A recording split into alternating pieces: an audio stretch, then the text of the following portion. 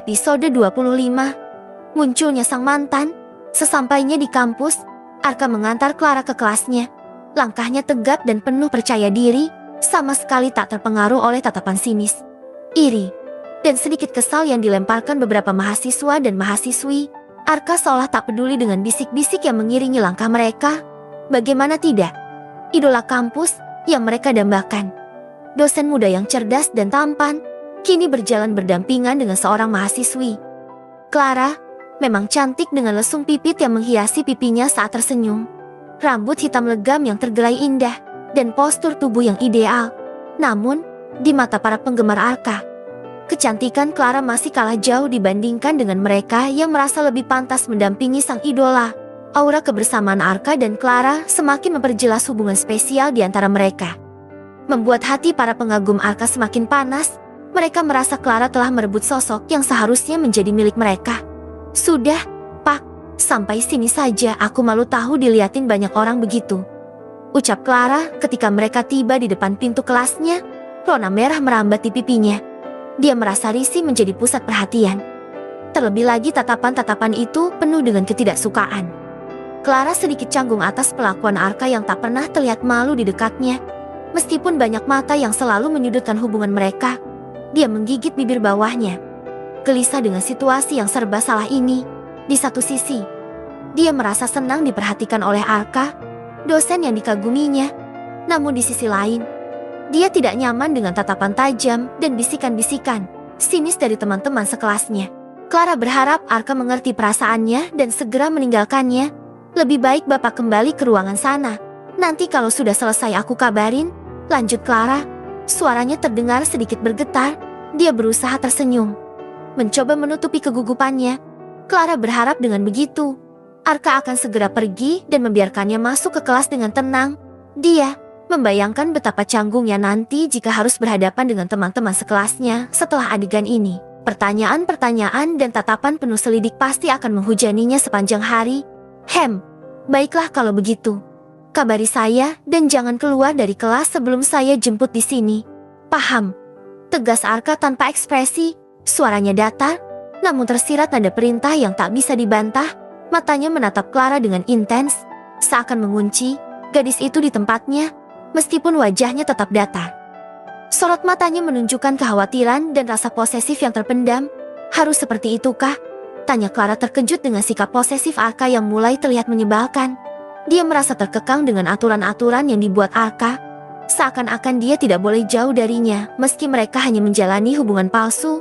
Clara mengerutkan keningnya, merasa tidak nyaman dengan sikap Arka yang semakin overprotektif. Dia merasa seperti burung dalam sangkar emas, terlindungi namun kehilangan kebebasannya. Clara menghela napas panjang, berusaha menahan rasa kesalnya. Dia tidak mengerti mengapa Arka bersikap seperti ini. Bukankah hubungan mereka hanya pura-pura? Mengapa Arka memperlakukannya seperti kekasih sungguhan? Pertanyaan-pertanyaan itu berputar di benaknya, membuatnya semakin bingung dan frustrasi. Ya, haruslah. Semua orang tahunya kamu kekasih saya. Jadi apapun yang menjadi milikku akan saya jaga sebaik mungkin. Jika ada yang berani menyakitimu seujung kuku saja, orang itu pasti mendapatkan ganjaran yang setimpal. Seru Arka membuat jantung Clara berdegup kencang. Dia tak tahu jika perasaan nyaman mulai tumbuh, sehingga beberapa kalimat sang kekasih sedikit tersentuh. Pria itu tidak ingin melihat wanitanya terluka. Padahal dia tak perlu memperlakukannya berlebihan seperti itu. Bisa-bisa Clara terbawa perasaan beneran hanya karena sifat-sifat Arka yang seringkali membuat jantungnya syok. Kakak, lebay Pak. Udah sana Has. Baik. Clara mengusir Arka bagaikan anak ayam. Kemudian pergi memasuki kelas dengan wajah kesal. Namun tanpa sadar sudut, bibir tersenyum manis sekilas dan kembali datar. Entah mengapa hati Clara rasanya bagaikan tanam bunga. Hanya saja masih ada tawon-tawon liar yang bersemayam demi menghilangkan pemandangan keindahan itu. Sejujurnya Clara memang sudah memiliki rasa, tetapi selalu saja dia sangkal dan buang. Takut kalau dia hanya cinta sendiri seperti dulu.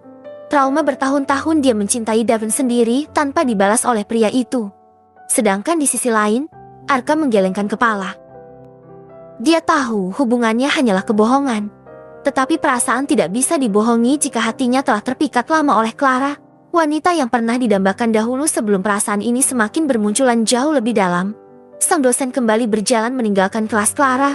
Dia ingin kembali ke ruangannya untuk sekedar beristirahat, sesekali mengecek pekerjaan yang lain. Hanya saja ketika Arka baru sampai dan ingin membuka ruangan, tiba-tiba dering teleponnya berbunyi.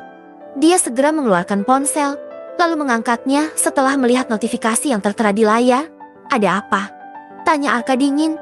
Dia tak banyak berbicara, tetapi sudah mengerti jika ada sesuatu yang tidak beres. "Tuan, maaf, di perusahaan ada masalah. Bisakah Tuan datang ke sini sekarang juga?" ucap Leo sang asisten dengan nada panik. "Apakah kau tidak bisa menghandle kerjaan yang sudah menjadi tugasmu?" Arka begitu muak dengan suara sang asisten yang dianggap menjadi pengganggu dan merusak mood yang sedang bahagia itu. "Maaf, Tuan. Kali ini saya tidak bisa melakukan apa-apa selain Tuan yang mengatasinya. Dikarenakan semua ini berkaitan dengan produksi perusahaan yang benar-benar kacau. Jadi hanya Tuan yang bisa memberikan arahan kepada kami. Kami takut salah langkah, sehingga menimbulkan kerugian yang sangat besar untuk perusahaan, atau bisa dikatakan saat ini perusahaan sedang tidak baik-baik saja. Saya mohon Tuan, segeralah kembali, perusahaan butuh Tuan." Penjelasan yang diberikan oleh Leo itu terkesan sangat-sangat penting. Arka yang awalnya kesal langsung berubah penuh keseriusan. Dia pikir hanya masalah kecil. Ternyata masalah yang menimpa perusahaan jauh lebih penting dari segalanya. "Tunggu 15 menit lagi saya sampai. Atur semuanya, kita adakan meeting mendadak untuk membahas semua itu. Kumpulkan semua orang penting yang bersangkutan." "Baik, Tuan. Sekali lagi saya minta maaf." "Terima kasih." Saya matikan dulu teleponnya. Sambungan ponsel pun terputus. Leo segera mengurus semuanya sebelum sang atasan datang. Sementara Arka tanpa basa-basi pergi begitu saja dengan wajah yang sangat frustasi. Kenapa bisa masalah sebesar ini terjadi di saat dia sedang bahagia? Apakah tak bisa semuanya dipending dulu sampai waktunya tiba? Begitulah pikir Arka yang terkesan terburu-buru meninggalkan kampus. Dia lupa akan janjinya pada Clara yang akan menunggu serta mengajaknya bersenang-senang demi membalikan semua perasaan kesal setelah munculnya sang mantan. Akan tetapi, akibat masalah di perusahaan membuat Arka murka.